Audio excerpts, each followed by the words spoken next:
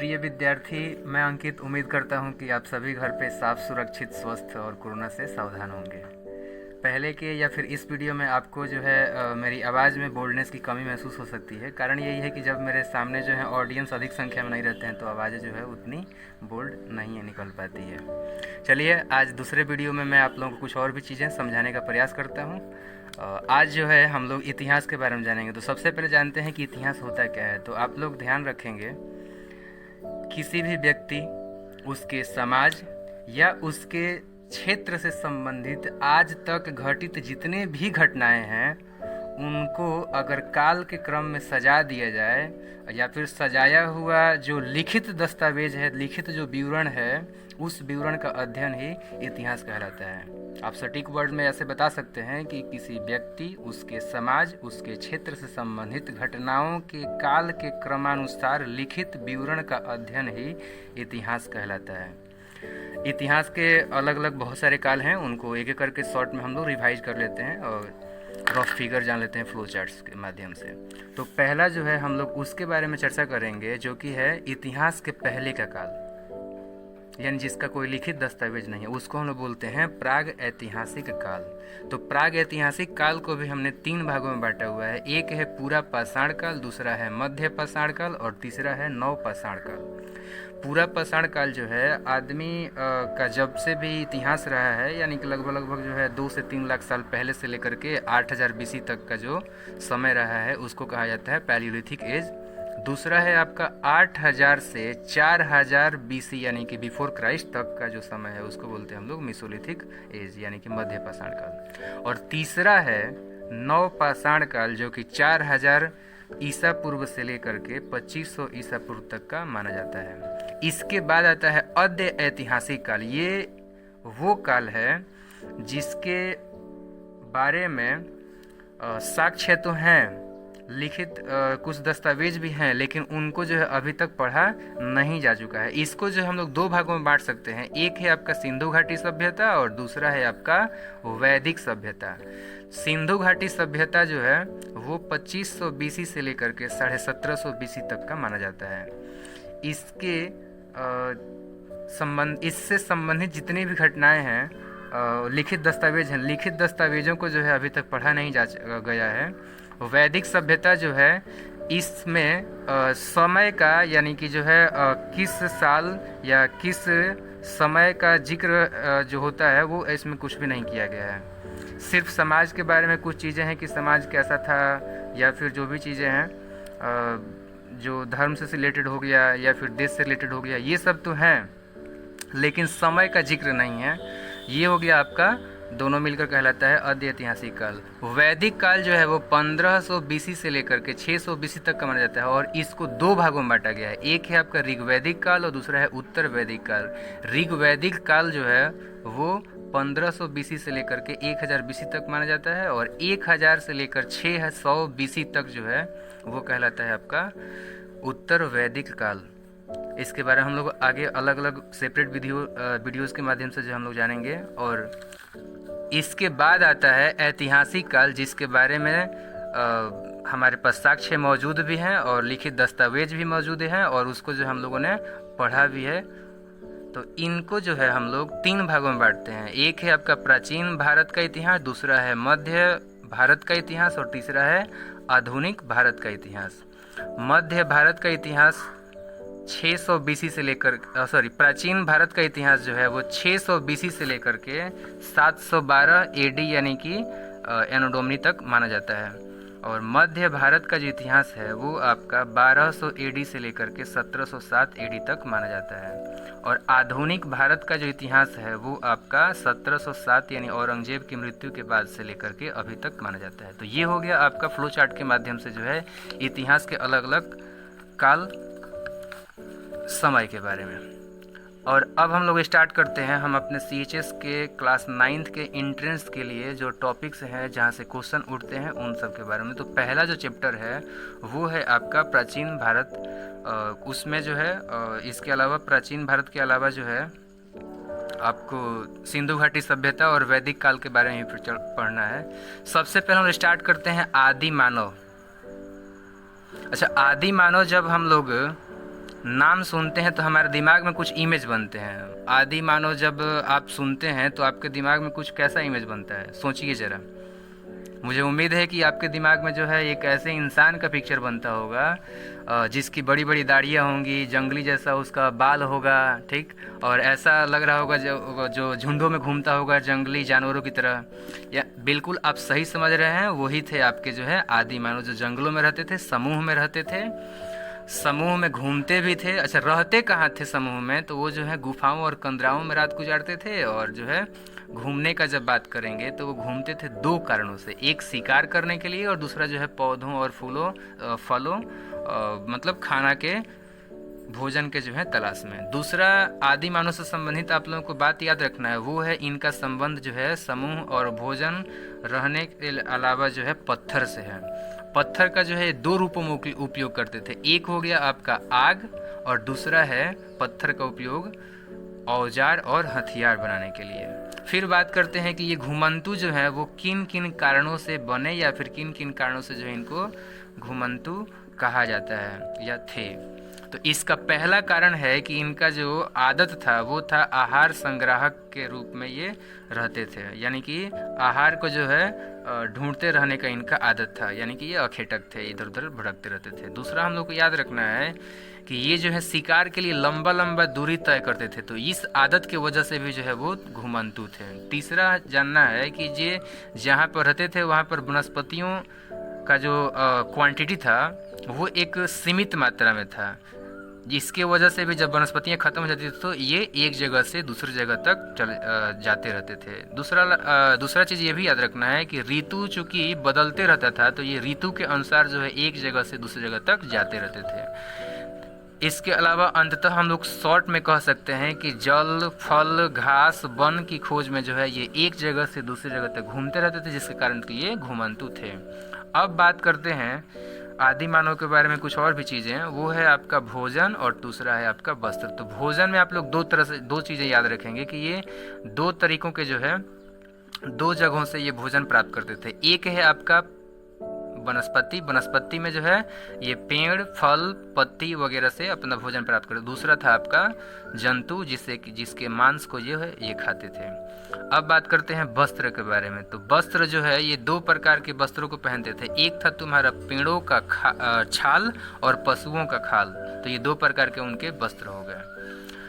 अब जानते हैं कि आदि मानव जो है किस तरीके से स्थिर जीवन बिताना स्टार्ट करते हैं, व्यतीत करने का जो है आरंभ करते हैं। तो इसके कई कारण हैं। पहला कारण जो है वो पशुपालन है। एक्चुअली बात ये है कि वन में भटकने के बावजूद भी जो है इनको शिकार के मिलने ना मिलने की आशंका या फिर जोखिम जो है रहती थी। जब पशुपालन शुरू हो गया तो वो जो है इधर उधर भटकने पर पशु मिलेंगे या नहीं मिलेंगे, इस प्रकार के जो भी जोखिम थे वो सारे ख़त्म हो गए और ये जो है एक ही जगह पर रहना स्टार्ट कर दिए। दूसरा है आपका कृषि का जो इंस्पिरेशन है ना वो कहाँ से मिला होगा?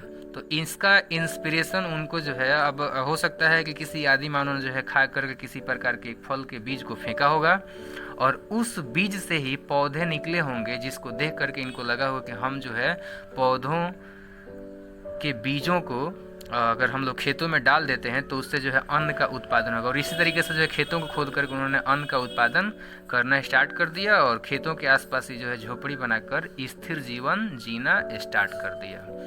तीसरा जो कारण है वो है धातुओं की खोज। तो जब धातुओं का खोज होने लगा तो पत्थर की जगह जो है ये धातुओं का उपयोग करने लगा। इससे क्या हुआ कि खेत की जो भूमि थी उसकी मात्रा जो है बढ़ती गई, क्योंकि पत्थर की बजाय धातुओं से जो है हम खेतों यानी जंगलों की सफाई अच्छी तरीके से जो है कर सकते हैं। तो एक तो कृषि के लिए ज़मीन बढ़ने लगा और दूसरा जो है अपनी रक्षा के लिए अस्त्र शस्त्र भी ये धातुओं का उपयोग करके बनाने लगे, जिसके एवज में जो है वो एक जगह पर स्थिर रह सकते थे। तीसरा जो कारण, एक अन्य जो कारण है वो है आपका पहिए का आविष्कार। तो पहिए का जो आविष्कार हुआ इसकी वजह से बहुत बड़ा बदलाव आया। बैलगाड़ी बनना स्टार्ट हो गया, हाथ ठेला बनना स्टार्ट हो गया। इसकी वजह से क्या हुआ कि जो भी खाद था खेतों के लिए या फिर जो है अनाज है, खाद्य पदार्थ जो भी हैं, उन सब का एक जगह से दूसरी जगह तक आवागमन स्टार्ट हो गया, ट्रांसपोर्टेशन स्टार्ट हो गया, और जो है लोग एक ही जगह पर आसानी से रह सकते थे, सामानों को जो है एक जगह से दूसरी जगह तक लेके जा सकते थे, लेके आ सकते थे। तो ये तो रहा आपका जो है किस तरीके से आदि मानव रहते थे। और अब हम लोग बात करेंगे नगरीय सभ्यता के विकास के बारे में, किस तरीके से जो है नगरीय सभ्यता का विकास होता है। तो चलिए अब हम जानते हैं कि नगरीय सभ्यता का विकास कैसे हुआ। इसके पहले हमने जो है आदि मानव के बारे में पढ़ लिया था, और ये भी पढ़ लिया था कि किस तरीके से जो है वो स्थिर जीवन जीना स्टार्ट करते हैं और धीरे धीरे देखते देखते जो है छोटे छोटे गांव में बस जाते हैं, यानी कि ग्रामीण सभ्यता स्टार्ट होती है। जब ग्रामीण सभ्यता का हम बात करते हैं तो ग्रामीण सभ्यता दो चीज़ों से मिलकर बनती है, एक है लोग और दूसरा है उनका क्षेत्र, यानी कि छोटे छोटे गांव। तो जब लोग बढ़ते हैं तो उनके साथ साथ जो है ये छोटे छोटे गांव अब छोटे से जो है बड़े होते जाते हैं। जब लोग बढ़ते हैं तो उनकी ज़रूरतें बढ़ती हैं, जब ज़रूरतें बढ़ती है तो उसके अकॉर्डिंग जो है धंधे बढ़ते हैं, और इस तरीके से धंधों के बढ़ने की वजह से ही जो छोटे छोटे गांव धीरे धीरे बड़े हुए थे, अब बड़े के अलावा जो है धीरे धीरे वो एक शहर में का रूप लेने लगते हैं, और इस तरीके से स्टार्ट होता है नगरीय सभ्यता। फिर बात करते हैं नगरीय सभ्यता के बारे में, हमें जानकारी कब मिली और ये कब से कब तक रहा है। तो सबसे पहले जो है 1921 में, याद रखेंगे आप लोग, 1921 में जो है दयाराम साहनी के निर्देशन में जो है हड़प्पा सभ्यता का खोज हुआ, सिंधु घाटी सभ्यता का खोज हुआ। अच्छा, ये पहला अवशेष खुदाई से प्राप्त हुआ है, इसी के वजह से जो है सिंधु घाटी सभ्यता का नाम हड़प्पा सभ्यता रखा गया है। एक चीज़ और भी याद रखेंगे कि भारत में सिंधु घाटी सभ्यता का जो भी खोज वगैरह हुआ है उसका नेतृत्व किस अंग्रेज व्यक्ति ने किया था, तो जॉन मार्शल ने किया हुआ था। सिंधु घाटी सभ्यता जो है उसका क्या क्या विशेषता है, इसको भी हम लोग जानने का प्रयास करते हैं। पहला हम लोग जिक्र करेंगे नागरिक जीवन के बारे में कि सिंधु घाटी सभ्यता के लोग कैसे थे। तो सभ्यता जो था वो उच्च कोटि का था, नगर जो बने हुए थे वो योजनाबद्ध तरीके से बने हुए थे। उन सिंधु घाटी सभ्यता की जो मकानें थी वो पक्की ईंटों, पत्थर, चूने वगैरह से बने हुए थे। मकान जो है 2 मंजिले होते थे जिसमें 4 से 5 कमरे होते थे, और कमरों में जो है खिड़कियां, दरवाज़ा, रोशनदान वगैरह सब होते थे। कमरे जो होते थे उसमें स्नान घर भी होते थे, रसोई घर भी होते थे। इसके अलावा अन्नगार वगैरह भी हमें जो है सबूत के तौर पे साक्ष्य प्राप्त हुए हैं। सड़कों का जब जिक्र करें तो सड़कों पर जो है लाइट का व्यवस्था था, सड़कें सीधी होती थी, चौड़ी होती थी, और 90 डिग्री पर जो है 2 सड़कें एक दूसरे को काटती थी। अगर बात करें हम लोग नाला के बारे में, तो सिंधु घाटी सभ्यता के समय में जो नालियाँ थी वो ज़मीन के अंदर थी, और शहर से बाहर निकलने के बाद से वो नलियाँ क्या होती थी कि एक बड़े से नाले में मिल जाती थी, और उन सभी नलियों में जो है बीच बीच में छिद्र भी होती थी, लेकिन ये जो है हमेशा हमेशा खुला नहीं रहता था, ये सिर्फ निरीक्षण के समय में ही जो है खुलता था। अगर सामाजिक जीवन के बारे में बात करें तो लोग जो थे वो सभ्य थे, शालीन थे, आभूषण के बड़े शौकीन थे, चाहे वो पुरुष हो या फिर महिला हो। वस्त्र में जब बात करेंगे तो ये सूती वस्त्र भी पहनते थे और ऊनी वस्त्र भी पहनते थे। सूती वस्त्र का जो साक्ष्य है वो मोहनजोदड़ो से मिला हुआ है। मनोरंजन का अगर हम लोग जिक्र करें तो ये संगीत, नृत्य, चौपड़ खेलना इत्यादि के माध्यम से जो है अपना दिनचर्या में मनोरंजन करते थे। अगर हम लोग बात करें धार्मिक जीवन के बारे में तो इनके विशेष आराध्य जो देव थे वो थे आपके पशुपति, शिव और मातृदेवी। लेकिन इसके अलावा भी वो बहुत सारे देवताओं का जो है पूजा करते थे, ठीक है। पशुओं को भी देवता मानते थे, पक्षियों को, पेड़ों को, जैसे पीपल हो गया। इसके अलावा जो है लिंग है, योनि है, ठीक है। इस तरीके अलग अलग उनके जो है बहुत सारे देव थे और उनका ये पूजा करते थे। उनके समय में जो है यज्ञ और हवन कर्मकांड वगैरह होते थे, और हवन कुंड जो है मोहनजोदड़ो से एक साक्ष्य प्राप्त हुआ है। आर्थिक जीवन का बात करें तो ये जो है कृषि भी करते थे। कृषि में जो है गेहूं उगाना हो गया, जौ उगाना, चावल, कपास वगैरह सब उगाते थे वो लोग। और पशु का अगर बात करें तो गाय, भैंस, बकरी, घोड़ा, ऊँट वगैरह सब चीज़ पालते थे वो। कार्य में अगर बात करें कि आर्थिक इनका क्या क्या क्रियाकलाप होता था, तो पैसों की प्राप्ति के लिए जो है ये बर्तन बनाते थे, और बर्तन पर जो है चित्र होता था, और चित्र को बनाने के लिए उनके समय में जो है चित्रकार भी होते थे, औजार बनाते थे, ये लोग हथियार बनाते थे। ये सब ऐसे काम हैं जो लगभग लगभग मैक्सिमम लोग करते थे, मतलब मासेज में किया जाता था ये काफ़ी ज़्यादा मात्रा में। और जब अभी मैंने बताया आप लोगों की उस समय जो है चित्रकार भी होते थे, चित्रकार के अलावा जो है विद्वान और विशेषज्ञ भी होते थे। ये सब जो लोग होते थे ना, ये मकान बनाना हो गया, खिलौने बनाने हो गए, या फिर पत्थर के जो है बाट जिससे वजन करते हैं हम लोग, जैसे चावल गेहूँ वगैरह तौलना हो गया, तो इस तरह के वो लोग बाट भी बनाते थे। मनका बनाते थे, जिससे कि जैसे आप लोग माला में देखते हैं ना वो गुड़िया होता है, तो ये लोग मनका भी बनाते थे, मोहर बनाते थे। ये सब मोहर जो है वो विशेषज्ञ लोग बनाते थे। अभिलेख लिखना हो गया, उसको पढ़ना हो गया, ये सारे काम जो है विशेषज्ञों का काम था। स्त्रियों की अगर बात करें तो ये दो मुख्य रूप से जो है कामें करती थीं। एक है आपका कताई करना, यानी कि जो है रेशा से धागा बनाना, और दूसरा हो गया बुनाई करना, यानी कि जो है धागा से वस्त्र तैयार करना, कपड़ा तैयार करना। बात करें कि सिंधु घाटी सभ्यता का अंत कैसे हुआ, तो इसके जो है अलग अलग जितने भी इतिहासकार हैं उनका अलग अलग मानना है। कोई मानता है कि नदियों के सूखने की वजह से जो है ये सभ्यता खत्म हो गया। कुछ लोग मानते हैं कि वन का विनाश हो गया, जिसकी वजह से कि ये सभ्यता अंत का खात्मा हो गया। कुछ लोग बाढ़ को मानते हैं, कुछ लोग महामारी मानते हैं, कुछ लोग आगजनी मानते हैं। अलग अलग लोग अलग अलग जो है कारण बताते हैं इसके। अब अंत में जो है हमें कुछ मुख्य बातें याद रखना है, जहाँ से क्वेश्चन बहुत ज़्यादा मात्रा में पूछता है, और आप लोग इसको जो है ध्यान से सुनेंगे। ये साक्ष्य हैं। बात करते हैं कि कौन कौन सा सिंधु घाटी का साइट यानी कि स्थल किस नदी के किनारे है, और उसका उत्खनन किस वर्ष में हुआ था, किसके निर्देशन में हुआ था, और वहाँ से क्या क्या हमें जो है सबूत प्राप्त हुए हैं। पहला हम लोग बात करेंगे हड़प्पा के बारे में, जो कि रावी नदी के किनारे है, और ये जो है पाकिस्तान में है, मोंटगोमरी में पड़ता है ये। और ये इसका जो है खुदाई हुआ था 1921 में दयाराम साहनी जी के जो है निर्देशन में, और यहाँ से नटराज मूर्ति मिला हुआ है। आप लोग देखे होंगे नटराज जो औजार बॉक्स आता है, उस पर भी इसका तस्वीर जो है दिख जाएगा आप लोगों को। एक नर्तकी का जो है नृत्य मुद्रा है। फिर बात करते हैं मोहनजोदड़ो, जो कि दूसरा जो है सबसे बहुत ही प्रमुख स्थल है। ये जो है सिंधु नदी के किनारे है, और इसका उत्खनन जो है 1922 में किया गया था, और ये राखल दास बैनर्जी के निर्देशन में हुआ था। यहाँ से बहुत सारी चीज़ें मिली हुई है, जैसे कि ग्रेट बाथ हो गया। ग्रेट बाथ का अगर हम लोग डायमेंशन का बात करें तो ये जो है 12 मीटर लंबा, 7 मीटर के आसपास जो है चौड़ा, और 2.4 मीटर जो है लगभग गहरा है। तो ये आप लोग याद रखेंगे, द ग्रेट बाथ जो हमें मिला हुआ है उसका डायमेंशन। और दूसरा यहाँ से विधानसभा मिला है, ग्रैनरी मिला हुआ है, पशुपति महादेव का जो है मुहर मिला है, कपास मिला है, ये सारी चीज़ें वहाँ से मिली हुई हैं। तीसरा जो सबसे प्रमुख साइट है वो है आपका चनहुदड़ो। तो चनहुदड़ो जो है ये भी सिंधु नदी के किनारे है, और ये जो है इसका उत्खनन किया गया था 1931 में, और किसके निर्देशन में, तो आप लोग याद रखेंगे MG मजूमदार।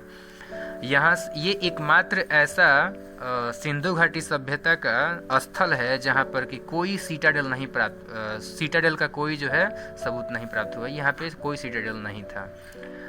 बैलगाड़ी, इक्का गाड़ी, आग में पकाया हुआ बर्तन और कांस्य मूर्ति, ये जो है कुछ प्रमुख वहाँ से साक्ष्य हमें प्राप्त हुए हैं। चौथा जो है वो है आपका रोपड़ जो है वो सतलुज नदी के किनारे है, और इसका इस साइट का जो है उत्खनन का कार्य किया गया था 1953 में, और यज्ञदंत शर्मा जी के जो है निर्देशन में किया गया था। यहाँ से हमें कुछ साक्ष्य मिले हैं, उसमें जो प्रमुख है वो है आपका कि आदमी के साथ साथ जो है कुत्ता को दफनाया गया है, जिससे ये पता लगता है कि उनके समय में जो है कुत्ते आदमी के काफ़ी वफादार होते थे। आदमी जो है कुत्तों को पालते थे। नेक्स्ट चीज़ हमें याद रखना है कालीबंगा के बारे में, कि ये जो है घग्घर नदी के किनारे है, जिसको कि सरस्वती भी कहा जाता है। ये अभी सूख चुकी है, पहले जो है ये राजस्थान से होकर के बहती थी। और 1953 में इसका उत्खनन किया गया है, जिसका कि उत्खनन किया गया है आपका ए घोष के द्वारा। और यहाँ से हमें कुछ चीज़ें प्राप्त हुए हैं, वो है आपका जुताई किया हुआ खेत, दूसरा की पक्की मिट्टी का बना हुआ हल।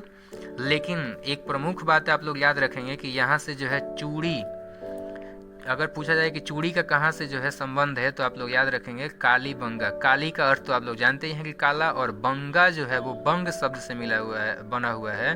और बंग पंजाबी भाषा का एक शब्द है जिसका अर्थ होता है चूड़ी। तो काली चूड़ी से जो है इसका संबंध है, इसका नाम रखा गया है। यहाँ से जो है चूड़ी का भी हमें साक्ष्य प्राप्त हुआ है। और ये कहाँ पड़ता है, तो ये जो है आपका ये राजस्थान के हनुमानगढ़ ज़िले में पीलीबंगा के बगल में स्थित है, जो कि लगभग 5 किलोमीटर की दूरी पर स्थित है। या अगर नेक्स्ट है आपका लोथल। तो लोथल जो जगह है वो भोगवा नदी के किनारे है स्थित है। और 1955 में जो है इसका उत्खनन किया गया था।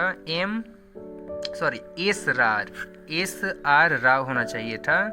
एस आर राव जी के नेतृत्व में जो है ये उत्खनन किया गया था। और यहाँ से जो है चावल के अवशेष मिले हुए हैं, खिलौना मिला हुआ है, नाव मिला हुआ है, और ये यहाँ से जो है एक बंदरगाह डॉकयार्ड का भी हमें साक्ष्य प्राप्त हुआ है।